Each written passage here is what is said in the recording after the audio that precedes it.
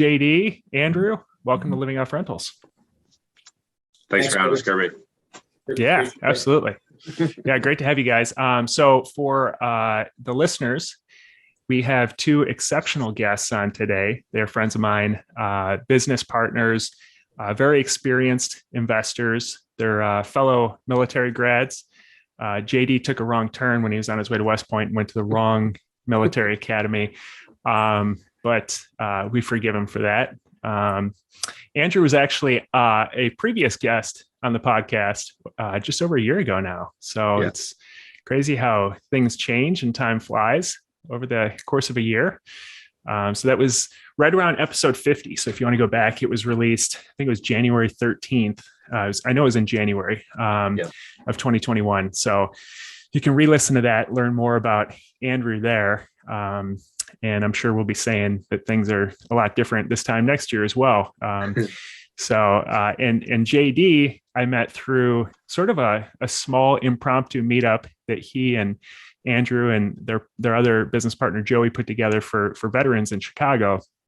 And we used to meet on a monthly basis and just bounce ideas off each other. And it was awesome. I think that was so smart of you guys to put that together. I got a lot out of that. And I encourage other people to do, something similar in their own market. And now JD, well, he was previously with Sonder, and now for the last couple of years, he's been with Casa.com. That's KASA.com, which is a large short-term rental property management company in 45 different cities across the U.S. and over 1,000 properties. So he's in charge of it's property operations, right? Yeah, I just changed to be like multifamily operations now. So basically we moved to like a regional structure. So awesome. Essentially the same, very similar role, but now involving a little bit more with the profit and loss side of the business and the crucial kind of neighbor partner side of the business, which previously my team didn't have a stake in. Okay, cool. Yeah. So, I mean, definitely a wealth of knowledge when it comes to vacation rentals or short-term rentals.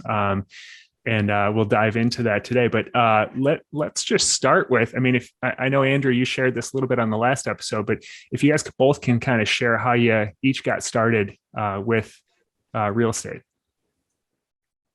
JD, you want to go first? Or you want me to go first? You're the OG. You can go first. Okay. All right. So, Kirby, I know you interviewed the GOAT already, but I guess it all started back at West Point with Robert Kiyosaki's Rich Dad, Poor Dad, right? And I think I mentioned that the last time, but that really started the wheels turning in my brain, I don't know, 15 years ago or so. And I knew I wanted to start, building and earning wealth while I slept, and passive income and through real estate was my poison for that. So when I graduated from the academy, I was stationed down in El Paso, Texas, and it was a pretty good rental market, as you know, because you were there as well. And started by buying a 4-unit. Didn't use my VA loan, which I didn't even know existed at the time, and there wasn't a lot of education back then on some of this stuff. And but I had saved some money up, and I bought a fourplex, a little quad down there, and I still own that building to this day. In fact, I just got a text message from a wholesaler asking if they could buy it from me. But that's kind of what spurred it all off back in 07, 08. And ironically enough, was right in the heart of a global economic downturn.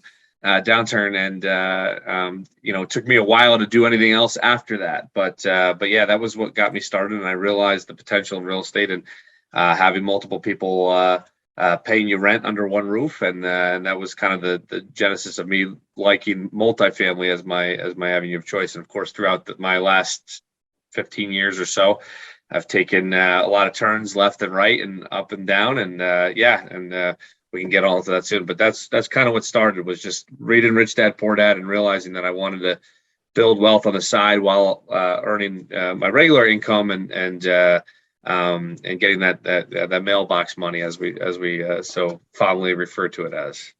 That's great. Yeah. So your very first one, 08, 4-unit, you didn't know anything really at the time. I mean, you didn't have any experience. What'd you buy that for? And then what are wholesalers, or what do you think you could sell it for right now? Yeah, I just refinanced it, so I kind of know what it's worth. But I paid 190 for it back in '08, and it just got appraised at 310. So oddly enough, I've refinanced the same property probably 4 different times over the last couple of years, as rates have dropped, and subsequently pulled cash out to buy other properties. So I've probably, because of this one purchase, I've probably bought 2 or 3 others because of it. So just with the cash out. So yeah, it's gone up a decent amount in value over time, and it's enabled me to do other things with that equity that was locked up in the property, as I was able to cash out and take it out. So yeah, and that's in a non-appreciating market, really. Yeah. Too. So that's amazing. Sure. Yeah. Cool. JD. So how'd you get started? Yeah, hopefully a little more inspiring for people that you don't need to be 22 years old when you start. I invested most of my money in my 20s in local establishments in San Diego, while in the Navy. Very low equity stakes. Typical Navy guy. Yeah. $4 beer night. Social benefits out of it, though. Oddly, a lot of my friends did really well investing in the bars we drank at in San Diego. I never jumped on that train, though. That's funny. But yeah, so went to business school. Classic, no idea what I wanted to do when I grew up. Have largely fallen into and taken a much more emergent path with real estate.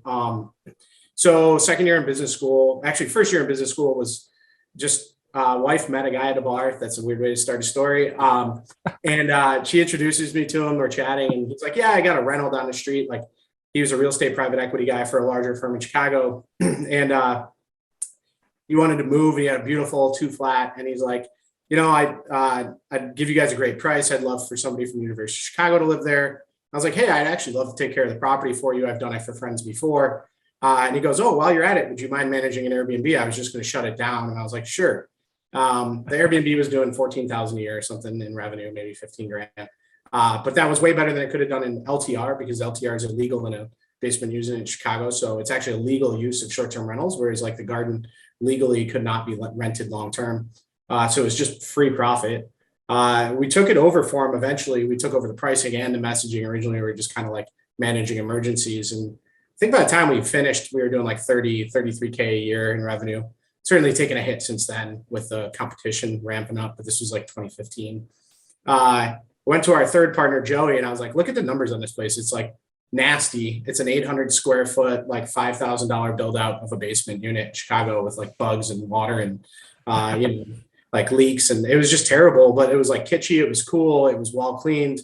And the thesis was there. And I was like, why don't we go take down like $1 million property? We can combine our VA loans at the time. And, basically $0 down to buy $1 million place. And Joey told me it was too good to be true. And for 2 months, we just looked at a bunch of short-term rentals and what the revenue implications were there was. I think this was pre-Air DNA, or maybe Air DNA was just pretty nascent at the time. So we literally were watching the same multiple properties and tracking their rental rates and then seeing what they were booking up for and then extrapolating revenue from there. And he's like, oh shit, this is real. Like, we can take a $25,000 rental and do 40K a year and 34, 35 after costs. And so if we apply that to 2 or 3 units in a multifamily building, like, we can take the capitalization rate, which is like the net income over the cost you pay, and bring it from, a 6 or 7%, which is typical in Chicago at the time, to 8 or 9 or 10%. And we got lucky enough to buy a deal. That's what we did. We bought $1 million 4-flat, the original plan. Luckily had a huge house in the back. So Joey and I house hacked it, lived there. My wife, Joey, and I formed a little short-term rental management company. And that's where we met Andrew. All of our marketing to date, I think, has been the same thing. It's just word of mouth. We do those little meetups, and we found a bunch of clients by accident. We realized managing 1 or 2, we did 2 of our own short-term rentals in that building. It's pretty inefficient. You develop all these processes and automations that like scale really well, at least until about 20 units. And it's useless to develop all those things at 2 units and hire all the cleaners and all that. So we realized we could go to 10 and then 15 and then 20 at one point. So, we found ourselves with an accidental short-term rental management company. By this time I was working for United Airlines, not really loving my job. It was pretty boring, pretty 5-hour-a-week job. And, within 18 months, the VA loan fell through. We had to take a seller's note on the property. We owed them 130 grand at a pretty high interest rate. So within 18 months, we paid off that 130 grand, and we cash out refied the property with the VA IRRL program. And we ended up taking, 6 figures out of the property at that same time, just low 6 figures and paying off the sellers. And that's when we started talking to Andrew, like, hey, we should be buying more of these and doing more of this. Because, within under 2 years, we had probably 6x'd our cash, still had 50 to 100K in equity in the property. And it just became kind of a no brainer. That was definitely a sweet spot time to hit it. I think we got very lucky, to be honest.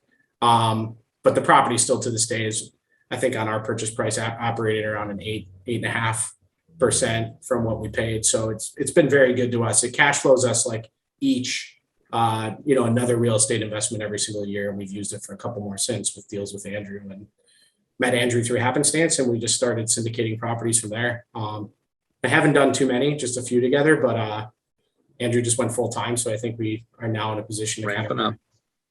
Yeah. Nice. And then the moral of the story was like, I was loving short-term rentals, doing that in my side and weekend time. So I went and worked at a company called Sonder, left United, learned how to kind of operate STR at a little bit more scale, predominantly in like multifamily buildings. And then left Sonder to kind of do it more nationally and remotely for this company, Casa. And Casa is just an awesome, fast growing startup with some really, really strong real estate, private equity, and just general private equity, Apollo type folks that really know how to strategize and acquire real estate, create a really good strategy around it. So some really strong national relationships that are just bringing in a lot of new units. And we've got a little bit of a formula. One of the differences, the big difference we can do on the operations side is like at Sonder and most other companies, Mint House, et cetera, they won't operate a single building in a single market. They want to launch, multiple salaried employees in a city.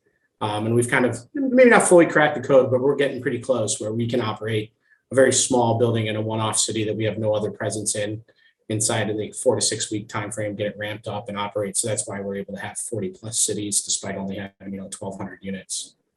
Nice. I have a couple questions about that, but going back to when you were growing your own personal property management of short-term rentals, were you doing the rent arbitrage model where you would sign a long-term lease and then rent it out at a short-term basis, or you were just at a flat rate?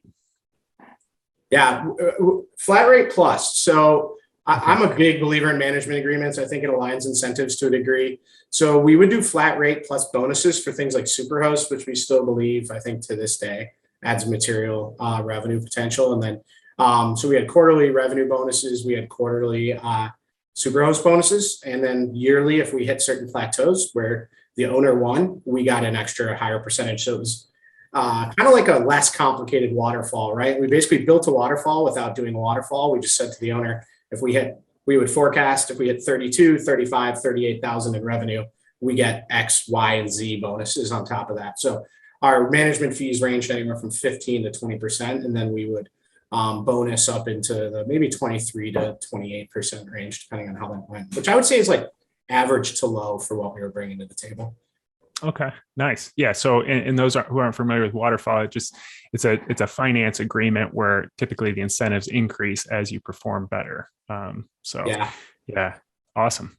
Very cool. So I'm curious, and I think I've had a lot of questions around this, and when it comes to partnerships, it's great to have two partners on, and I'm curious how you guys initially, you met through real estate. Obviously, there's the shared background connection, so there was already a trust built there. But how did you decide to structure your partnership initially, and what do you recommend? What have you learned from that? And is there any takeaways that you recommend for people?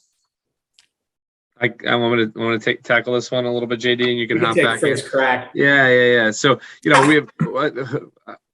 we haven't perfected anything. Let's just start there, right? We're still learning as we go, and we built a lot of planes as we were taking off. But I will say, early on we distinguished who was doing what, right? And I think that's the first recipe of a good partnership is establishing those boundaries. And I was keeping the books. JD was handling most of the maintenance items that were coming up, and Joey was the communications guy, whether it was talking to tenants or investors. And those were kind of like our three sort of pillars, the COO, the CFO, and the CMO sort of roles. And we established a cadence of when we were going to meet and talk and have an agenda. Now we still to this day talk every week, every Thursday morning, and we kind of go through our list of risks and issues and things that we got to address.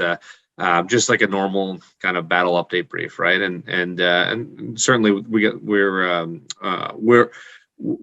we still have some things to work on too as a group, but for the most part, I think that has helped us kind of stay in our lanes and focus on what our strengths were, right? And now, as we transition to me being more full time with this, I'm handling a lot of the day-to-day stuff when it comes to the management side of things with tenants, and because I'm dedicating a lot more time to it. But I think just the first part of delineating who was doing what was probably the biggest thing that kept us stronger. We, like I said, we focused on our strengths, and but I've had a bunch of partnerships over the years, some that have worked out well and some that haven't, and I think when you fall into trouble is when somebody starts absorbing too much work, right? And then you build a little resentment from the others, and then all of a sudden people are coming up with ideas, whether they're good or bad, and people might say to themselves, well, you haven't done anything all year or all month, and now all of a sudden you're coming and trying to manage my work. And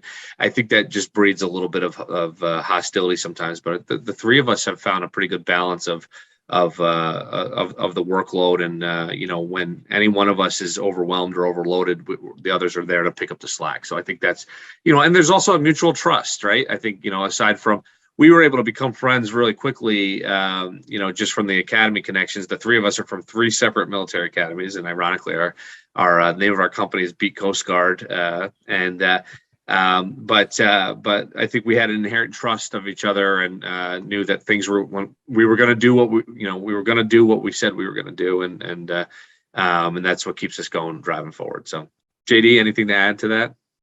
Yeah, I think when it comes to the ownership side, the one point I would touch on is probably the biggest benefit we've had is we have skin in the game effort wise, but not really materially financially. So our ownership of the properties is in our own names, not in the business's name. And so the ownership of the business is 1/3, but none of us depend on the income from the property management business as it is. So pretty much, I think we maybe did a small distro this year, Andrew, but it was inconsequential. And yeah. The goal of the business really has probably been more so to sustain itself and to help bring down the costs of the properties that we're syndicating and managing, to almost artificially boost our returns a little bit for our investors as we're early on in our careers. And the focus now, at least from my perspective, is sustaining Andrew. And if Andrew can get to the point, and we haven't figured this out yet, by the way, I think we'll get there in the next month or two, Andrew, but get Andrew to the point where the business's processes are set up. Andrew says this is how it's going to work, but the business sustains an employee or an outsourced member to run a lot of the really annoying, really repetitive, really low value tasks. And then the business is in a position where I can maybe come in a year, is probably the plan, and take over kind of what Andrew's been doing, take the cross from him, the mantle from him, and worry about a lot of the ops processes and finance processes. And Andrew really works on the syndication pipeline. And I think part of it is Andrew is a realtor as well. And all of us have other ways to kill what we eat and bring in money. And I think we're all pretty cognizant that this business, the syndication is a really long-term game, and none of us are going to make money off it today. And that the property management business is not a good business. None of us would be running the property management business if we weren't running our own units. We have about 50 units right now, right, Andrew, I think. And that was not intentional. Friends just come ask us to manage their buildings, and we name a fairly affordable price, and it makes things a little more efficient. We bring our workers a little more work, but none of us would be running a property management business full-time by choice, singularly. So that business, whatever revenue it does generate, is kind of funny money for us to reinvest and use as down payments for loans and new houses and earnest money, and eventually pay some VAs or maybe a full-time employee. Got it.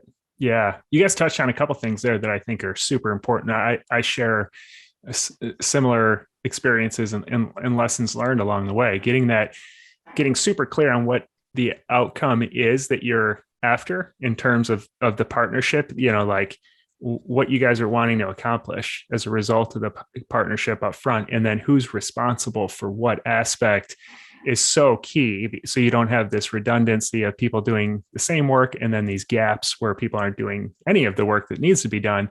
And then that compensation piece where, if one person is like living on the income from the business, but others are financially free or don't need it or want to reinvest it, that's going to cause some problems and lead to different decision making. I think that that'll be a problem.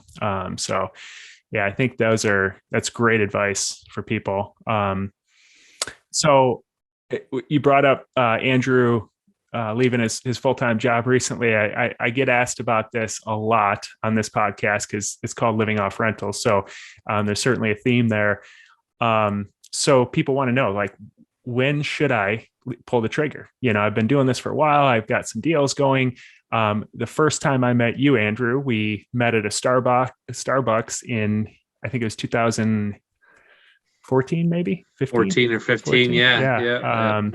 A long time ago now. Yeah. So like 7 years ago. And we had a conversation around, what it looks like. Cause I had been in real estate full-time myself for about 4 or 5 years.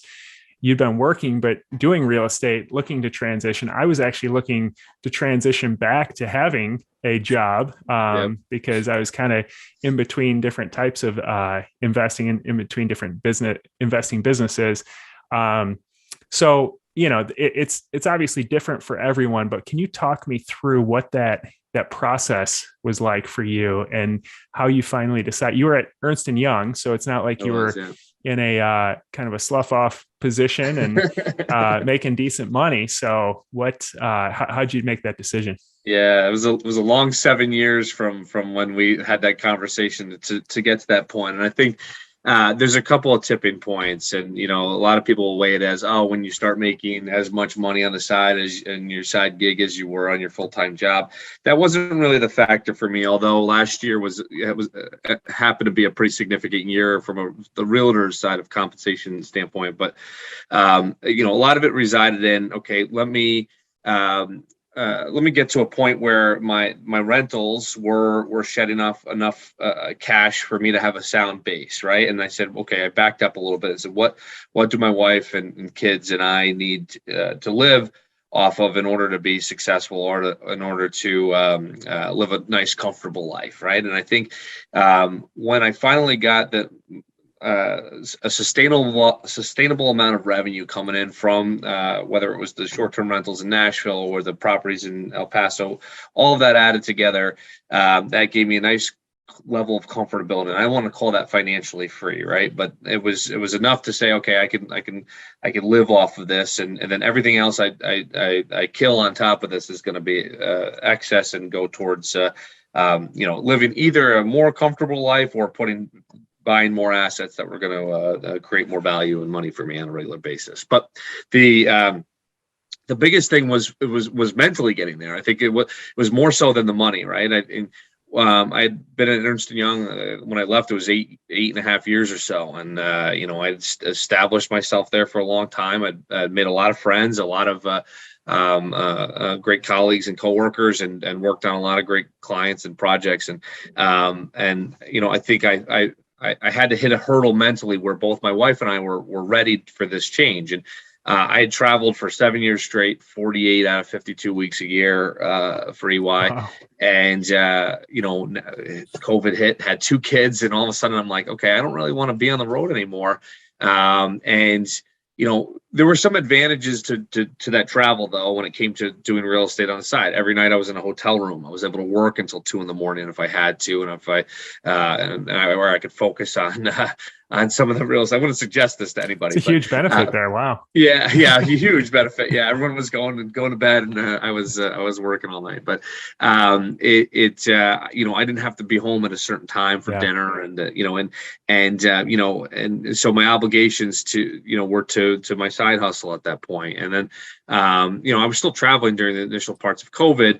But what I realized was that I think all in all in this, mentally, I had to get there first before before anything else. And it took the fact of me, okay, getting that baseline of financials coming in to support our family, convincing my wife that this was the right move, and showing her a path to, okay, here's how we're going to make money. That was the biggest hurdle for her, was, okay, she wanted to see how we were going to make money on a monthly basis. And just getting a lot of the pieces in place to set up there. And part of it was getting this property management business going, although it was an unintentional profit center for us, but it was something that keeps me task focused on a regular basis. And then, also provides another avenue for us to make revenue and support our clients with. So, it was a roundabout way of saying there was a lot of years that went into this decision, and was not an easy one. So.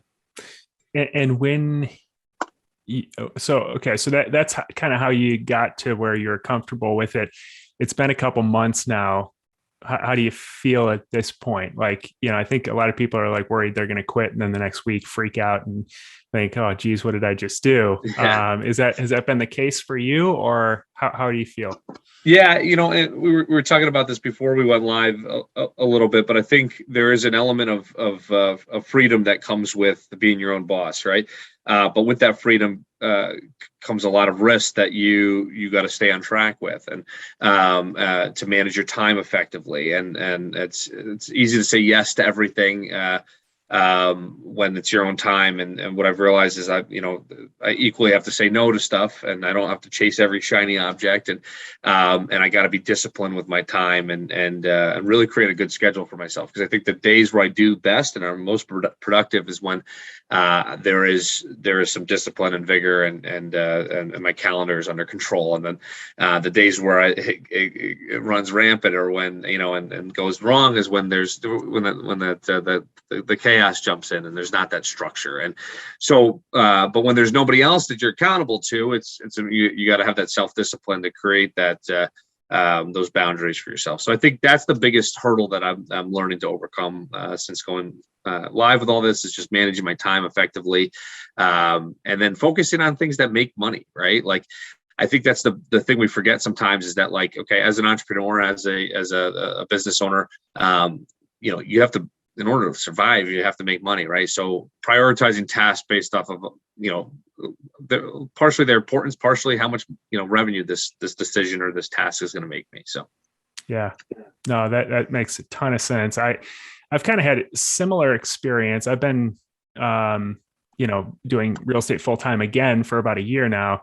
And, a couple of things I recommend to people is making sure you do have a little bit of a runway built up in advance, because what you think is you're going to start producing immediately is going to take a little bit of time. And you don't want to be like at the end of the first month saying, I'm already out of money, and, I have to, go buy a deal or wholesale a deal or do something to make some money immediately. You want to have a little bit of runway, because it takes some time. And then that calendar management, I put in the blocks, on my calendar, block it off for the things that are the most important first. And those are recurring. Like recording these podcasts, it's Monday and Wednesday. There's only 2 days. There's blocks around it that people can schedule. And so I know that that's going to happen on a monthly basis or on a weekly basis, and other things like that, and family time, all that stuff. And that was a game changer for me, as opposed to every day kind of just figuring out what I was going to schedule in. So it's great points you brought up there. I appreciate that.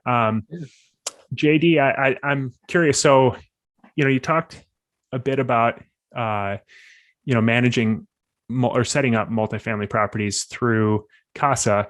I know multifamily has been a way for people to create an insane amount of wealth over the last decade, especially short-term rentals, I think are similar. It's probably more recent for short-term rentals, but it's crazy the type of returns that you can get. So when you combine those two together, it seems like that's a recipe for some pretty great returns. So can you share a little bit more about that? Like, what type of deals are you guys targeting, and how does that work? How does short-term rentals in multifamily work? Yeah, for now, like our historic and like a large chunk of our go forward will be partnerships with existing multifamily owners. Okay. So we have a few different agreement types, but we range from management agreements to master leases. And those terms will vary heavily based on, the risk profile and who pays for what. Probably the biggest consideration in the short-term rental industry for any company, not specific to mine, is who pays for the furniture, right? Like, especially when you're getting to the level of like a little bit more of a corporately run short-term rental company, it takes a lot of money to design the units, takes a lot of money to install everything, and quite a bit of money just to buy the furniture, typically new. You can cut the corners there when you're doing this on your own. So that, the payback runway anywhere, market dependent, could be 6 to 18 months. So that's usually a big determinant in how the deal ends up working. And then from there, for a master lease agreement, a lot of owners aren't necessarily making a ton more money off us, but what they're eliminating is a lot of turnover costs, which are very expensive, leasing costs, which are not as expensive for major corporates, not nearly what you and I and Andrew would pay. And then the vacancy goes away, right? So on a master lease, you sign a 3 to 5 year lease, you just eliminated like 3, 4, 5 months of vacancy over the next 5 years in that property.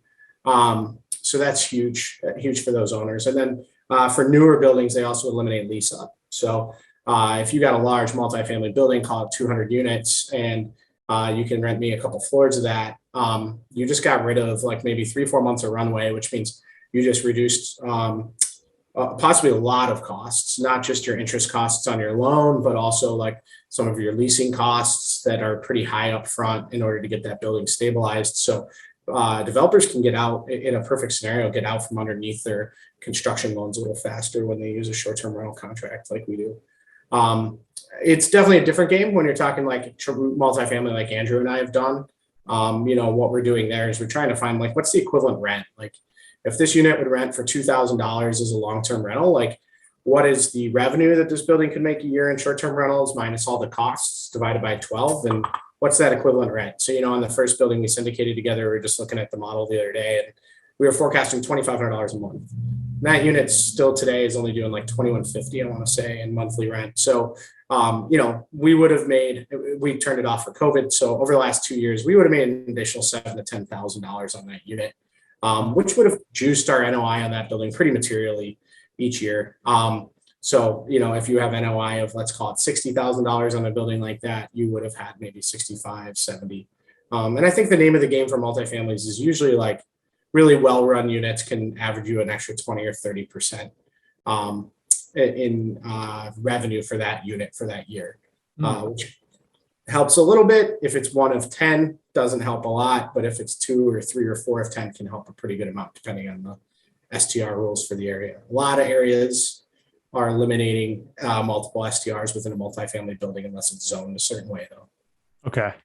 Yeah, I was curious about that. So is that what you guys are targeting as a partnership then? I mean, what's your ideal deal right now? Yeah, I can let Andrew talk to this a little. Right now, we're not actually, because of the amount of work that it takes to set up and manage the short-term rentals, and we no longer have an STR arm there in Chicago.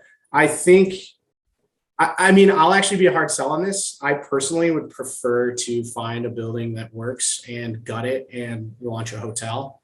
If I were going to do this again, just because I know how to do it.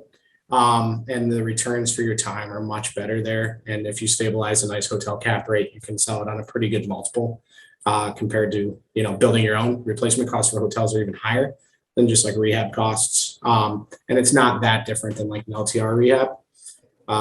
That's like probably my long-term shiny object career-wise, is doing a few of those. But I think when I get back, if we find a killer building that has the right zoning, that we can possibly flip into like a full 5 or 6 unit short-term rental operation, that's when it becomes interesting. For the, like a 5 to 10 unit building, and you're just trying to operate 1 or 2 units, which was our historical strategy, I don't think the time commitment makes sense anymore.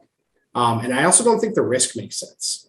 I don't know what you've seen yet in short-term rentals, Kirby, and I don't talk publicly about some of the things I've seen in short-term rentals. But I can tell you that when you get to scale and you start to see the tails of the risk structure on short-term rentals, from just an ethical perspective, you start to not want to expose your tenants to some of those things. And from a GP to LP risk mitigation perspective, I would actually say that if you're going to buy a 5 to 10 unit building and you operate just one STR, most of the money you're making is just compensating for the risk you're taking. And most of it's tail risk. But what do you mean by that long tail risk? Yeah. So the 1 in 100,000 booking that Airbnb quotes that are absolutely nightmares that I've seen close to a dozen of by now. They don't happen to you until they happen to you. And if you're operating 5 or 10 units, you might not see those for 5 years. But when you see your first one, if you still have a property left after it happens, it changes your perspective going forward on like the risks you're willing to take. And I don't think a lot of people add that perspective. I'm on Twitter a lot for short-term rentals. And I almost never hear people talk about risk. They always just talk about party risk. And party risk is pretty limited. Yeah, there's some nasty cleanup. Maybe there's a little bit of rehab involved to fix them up, but there are some much larger risks, whether it's fire related, worse, we'll say, involving 3-letter agencies that can go on that are kind of scary. And if they happen to you and you're a small operator, they could put you straight out of business and expose you to a ton of personal liability risk as well. Okay. And do you feel like insurance covers a lot of that risk? And people operating through Airbnb, obviously there's the Airbnb host guarantee. I know it's you got to work to get that, from Airbnb, but do you feel like that you can cover a lot of that risk, or you can't? Yeah. I meter what I say about Airbnb publicly as well. Their host guarantee has been very successful for me a few times in the past. Probably the first and one of the worst I'd ever seen managing our own units. Actually, our first few months, we had about a $20,000 loss in one of our units in the first few months we were managing, and we recovered all of it plus the opportunity cost of the block nights, which was pretty crazy. Having chased them 100 times plus since for pretty meaningful. I'm not talking about $100, $200, $300. I don't chase Airbnb for $300 or less anymore. The time costs exceed the value. Mm-hmm. But 50-50 maybe at best. Okay. I think it's getting better now. I'm a little further from it, not exposed to it anymore. I think it's getting better. The bigger question is that $1 million guarantee when your house burns down. I actually think that that does work. If you have to replace an entire asset, and it's pretty clear the guest was at fault. The question becomes, if they burn down your building and there's tenants inside it, that $1 million doesn't go very far. And you better have a pretty large umbrella policy on top of that, maybe with STR riders that allow you to be STR in that building. Yeah. I had Justin Ford on, who's the short-term rental safety guru. And it almost made me want to just fold shop and get out. Cause it's from a safety guy perspective, it's all he thinks about is all the things that can go wrong. And they do, but he also said 85% of accidents are trips and falls, and you can prevent a lot of that stuff. So yeah, I think it's, in my experience, I've been able to mitigate, my really bad guest smoked weed in the property and made it smell like weed, and I had to turn over the next day. So that was my really bad experience, So, I screen, I work with a lot of people to help them get their first vacation rentals. And I'm huge on screening guests heavily. I pass on a lot of guests that, you don't have a 5-star review and you're not willing to put down a healthy, damage deposit, then the only reason you wouldn't want to put down a damage deposit to me is because you are planning to damage my unit, so we just won't rent to them. And it's, in my experience, it's tough to fake 5-star reviews. The vast majority of people with 5-star reviews, they're decent guests. I don't see people with a bunch of 5-star reviews come in and rock star my place typically, but it can happen, it's interesting at scale. Obviously you've been overseeing thousands of units, so you've seen some of the things that can come up, even if they're not daily occurrences. So it's interesting to hear that. So yeah, you've got to factor that in when you're looking at the returns, that extra risk. That's interesting. Or at least just price the insurance. Yeah. That's a good point. So what are the deals that you guys are targeting right now then? Andrew, I'll let you talk to this one. You're on mute there. Sorry about that. Repeat the question, Kirby. Yeah, no, I mean, so what I was thinking you guys were targeting some of these multifamily short-term rentals, but what's like your ideal property right now that you're going after? So in Chicago specifically, we are looking at anything from 5 to 20 units at this point. Light to moderate value add opportunities. So we're not doing full gut rehabs. We like the financing in the 5+ unit kind of commercial real estate space, right? When I say commercial, not commercial as in retail, but they classify it anything above five units would be classified as commercial from a loan standpoint, right? So we like the financing there. There's some opportunities to get non-recourse lending, although that does come with other boxes that we don't like to get put in necessarily. But that's kind of our sweet spot right now. We're finding that there's a lot of mom and pop ownership of these and management of these, and which comes with mismanagement, right? So, and add on top of that, with our own management company, we can kind of control some of the costs associated with running these type of buildings. And so we're kind of right in that middle. We're a little bit too big for the small people, and we're too small for the big folks. So we kind of like these properties, from that standpoint. And we're having luck so far with being able to operate these effectively, which I think is what separates us from the rest of the pack. But we're doing things to the units to get rents up to market value, right? So we like places that not only are mismanaged but are have under market value rents, whether that be because the units aren't maintained properly, or they just had bad management in place, or they're just not taking advantage of all the revenue opportunities that the building has: parking, coin-operated laundry, storage, whatever the case is, whatever we could bring to that building to add value to it. So those are the opportunities we're looking for right now. Okay, got it. That makes sense.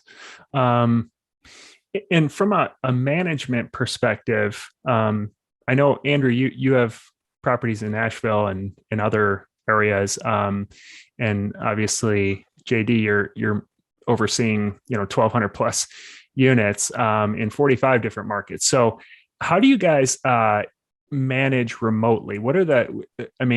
Is it a similar process to managing it nearby, and what systems do you have in place to allow you to do that? I'll take a first crack at this and then pass over to JD. But I've been doing this for a while now, managing the managers, so to speak, from my properties that are out of state. So I'll start with the long-term rentals. It took me a while to get comfortable with this, and I think I don't want to say made a lot of mistakes, but at first I was very, very engaged with my property managers that I hired. I was kind of questioning every expense, and a little bit too aggressive probably with it over time. And I've since backed off quite a bit. Once I realized it wasn't having the intended effect that I was hoping it would. But I think finding the right property manager is your first critical aspect of this, right? And understanding their costs, understanding their communication styles, figuring out how they do business, right? And I think that was super important. So a lot of people hire the property manager that gives them the best percentage of gross revenue number, right? And I think that's a big mistake. In some cases, going cheaper works out well. In some cases, it ends up having the opposite effect. Down in El Paso, for example, I have two good property managers that I use for my different buildings down there, and they're both very, very different. One charges more than the other, but both have worked out. I've been very lucky, but I had to fire a couple before them. They weren't following instructions well, or taking my guidance into consideration. They weren't getting units filled. They weren't communicating well. There was a lot of things that went wrong early on. So I think establishing a good relationship with whoever is in charge of your properties is important. And I wouldn't say I regret kind of being a little bit too aggressive early on, because I think it made me realize, like, okay, I got to figure out what's important and what metrics that I'm trying to drive at. And but yeah, that is absolutely critical. When it came to our properties in Ohio, we went through 5 or 6 different property managers. Changing property managers is awful, by the way. It's a very exhausting process. So we had a couple of them go early on, and and that's a market where there's some tenant challenges, and we were getting eaten by some of the maintenance issues that were caused by, maybe not the best tenants getting put in place. So that was another thing, is making sure that they have good screening processes in place to make, to get the best possible candidates into your property. Sometimes it's unavoidable when you get bad seeds in there, but yeah, having a good established property manager is probably the first key aspect.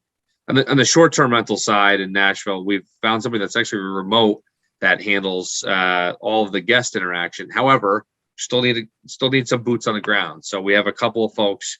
We got our cleaners are fantastic, and they kind of are our eyes and ears. Anytime they need stuff, they send us a text message. We're low on this, and this. We'll get it ordered. We got a hole in the wall. Send our guy over to fix it. So they're our first layer of defense when it comes to fixing stuff, replenishing any expendables.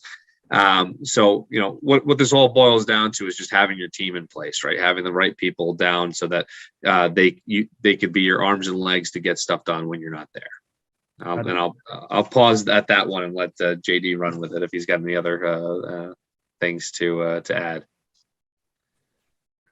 Yeah, I think for me, the next logical extension of all this, and something Andrew's done better than Joey and I, who own the unit next door to Andrew's, that has vastly outperformed. Pricing is probably the biggest part of that, but quality is also a major concern. Is just feedback loops on your properties. And I think one of my long-term dreams, it's probably totally unrealistic because the market just doesn't bear it, is if I ever hire a property manager to actually have a feedback loop between the tenants and myself around the property manager to understand how they're being dealt with, how they're being treated.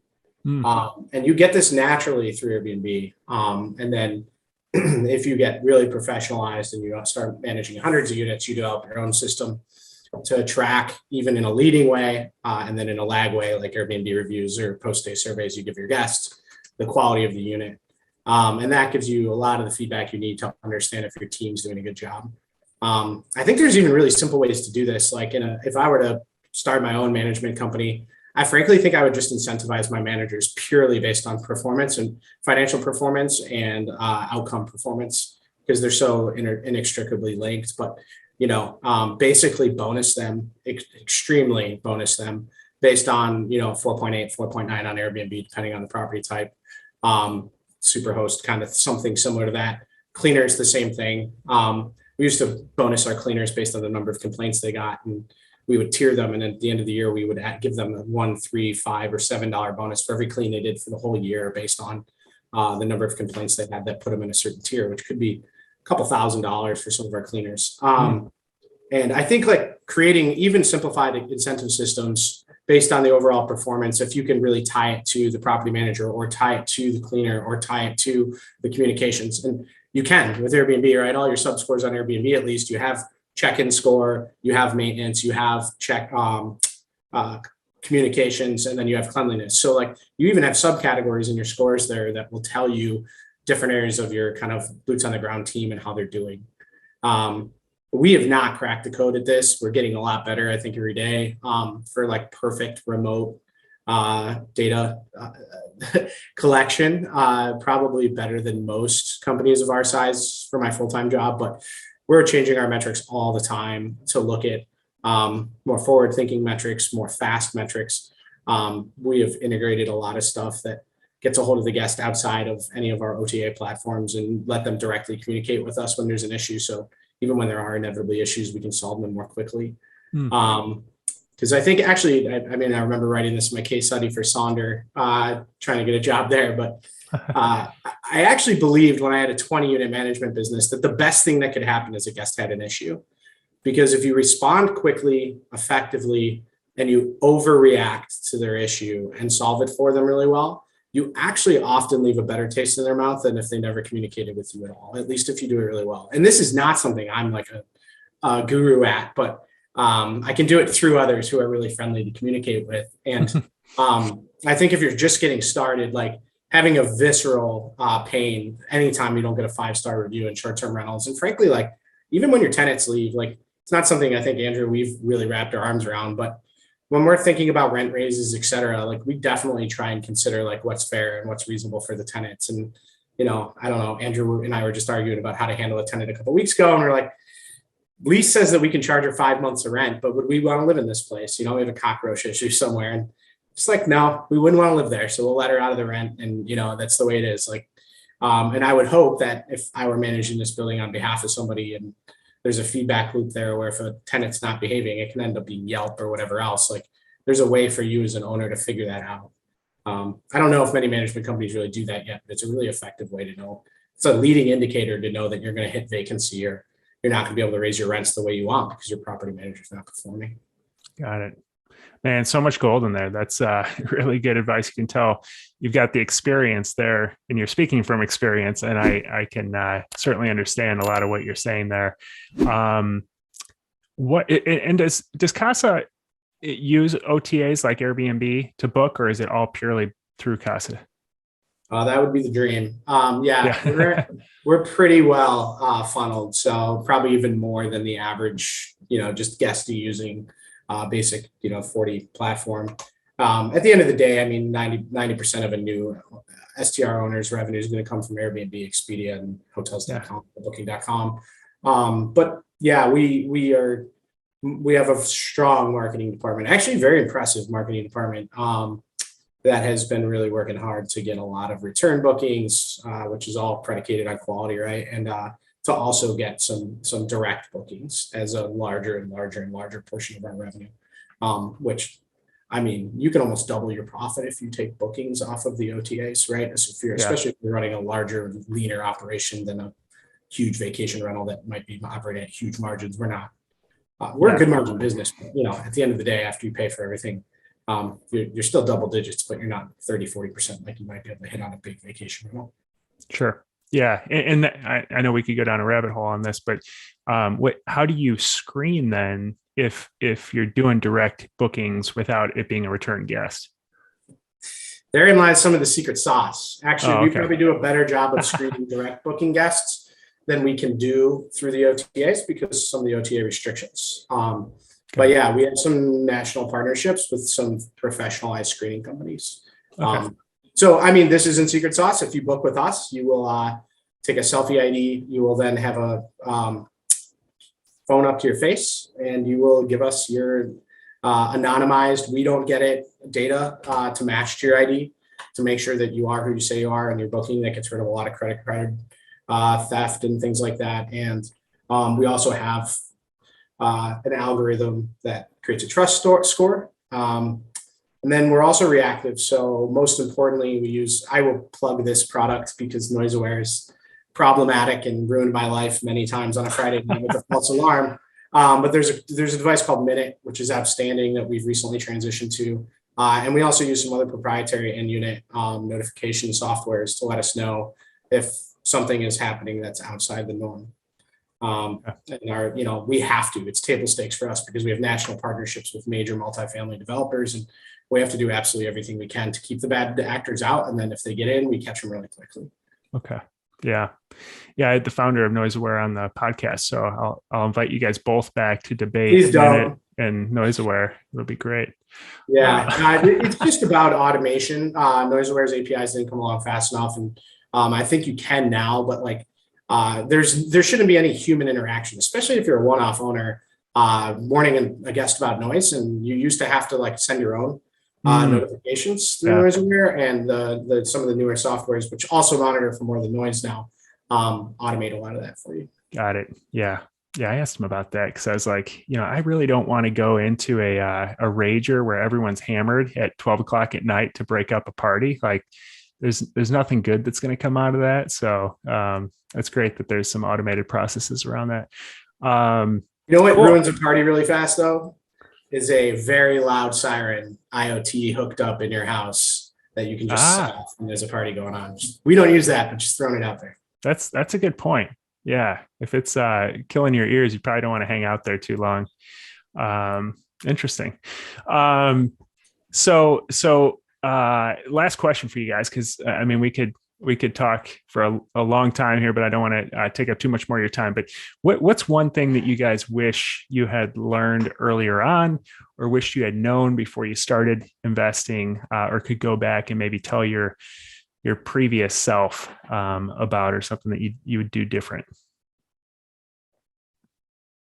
I'll take a crack at that one first. I recognize that information wasn't as abundant 10, 12, 15 years ago as it is now. I think I try to encourage every young veteran or active duty military person that I interact with to leverage your VA loan to buy multifamily properties as soon as humanly possible. That is my one big, I don't want to say regret, because I don't regret any decision that I made, but I did buy a quadplex out of the gate, but I didn't use my VA loan, and I'd spent every dime that I had in the bank as a down payment. And I could have used that money elsewhere to buy a second or third one, or whatever the case is. And so I do try to encourage folks to do that. Live in one unit, rent out the others. Get your buddies to your other lieutenant buddies or your Army buddies to live in the units with you, whatever the case is. But do that as soon as humanly possible, and it's going to set you up for success for a long period of time, and you won't regret it. That would be the one thing I would do differently. I agree. Yeah, veteran specific. Andrew definitely stole mine. I'll shamelessly plug us too. One of the, I think, things that gives me confidence that we can go full time and quote unquote make it and keep food on the table is the fact that I think that Andrew and I have a formula for buying multifamily VA homes for $1 million, operating them, due diligencing them, and positioning them to succeed. And that's how we, frankly, we'll bring that playbook to a bunch of veterans in Chicago, and sell a few of those each a year. And I think that will sustain us pretty meaningfully on the kind of realtor side, which gives us the runway to not buy bad deals on behalf of our LPs for the syndication. Sure. For me, the VA loan, I got started much later than Andrew, and the VA loan has been huge for me. I bought 3 multifamily properties with it, refied all 3 of those multiple times with the VA loan, a couple with the cash out. And I have one in my wife's name. She's a vet. I have one in my name. Joey has another one in our name, and we all jointly own them, and they're ridiculous. They just cash flow like mad, and they took no cash to invest in. I think the other thing I really question about our strategy sometimes, and I wonder if we could have just spent half the time finding the right property manager and focusing purely on the acquisition side, life wouldn't be as fun. Life wouldn't be as chaotic, but it would probably be more fun. I think that dealing with tenant issues all day has put a little bit of a damper on all of our lives. I laugh at people when they tell me they don't want to own a single family home. It's like in our side time for the last few years, we've been managing 50 tenants. And one house seems like nothing to me at this point. But like, I just regret not starting sooner. Like, I think overall, like anyone can house hack, and I literally mean anyone. Just get yourself in the house. You have an income that you can cover a large majority of the place with, and then learn everything from there. You will learn the hard way. And if you're proactive and you're constantly trying to improve, just adding sort of a Six Sigma attitude to everything, I think you will find success. Whether it's house hacking with long-term renters, short-term renters, something in between. It's pretty hard to screw it up. And, I'd say this with a grain of salt, but a lot of people I've seen figure it out pretty well, and you self-manage a lot of it.